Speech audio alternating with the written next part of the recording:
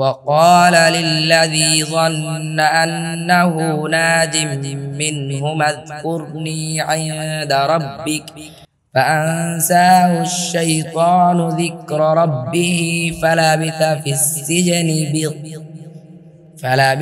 السجن بضع سنين 42 আর তাদের জনের মধ্যে যে মুক্তি পাবে বলে সে ধারণা করল তাকে বলল, তোমার মুনিবের কাছে আমার কথা উল্লেখ করবে।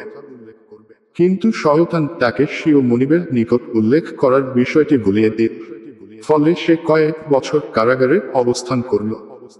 وقال الملك إني أرى سبع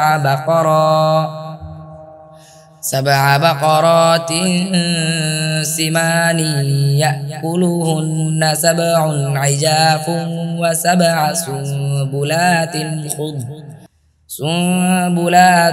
خضر وأخر يابسات يا أيها الملأ أفتوني في رؤياي إن كنتم للرؤيا تعبرون 43 আর বাদশাহ বলল, আমি স্বপ্নে দেখছি 7টি মোটা তাজা গাভী, তাদের খেয়ে ফেলছে 7টি খিনকায় গাভী এবং 7টি সবুজ শিশু অপর 7টি শুষ্ক।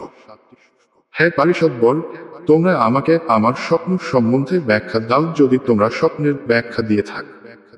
قالوا أضغاث أحلام وما نحن بتأويل الأحلام بعالمين 44 তারা বলল, এটি এলোমেলো অলীক স্বপ্ন, আর আমরা এরূপ স্বপ্ন ব্যাখ্যায় জ্ঞানী নই।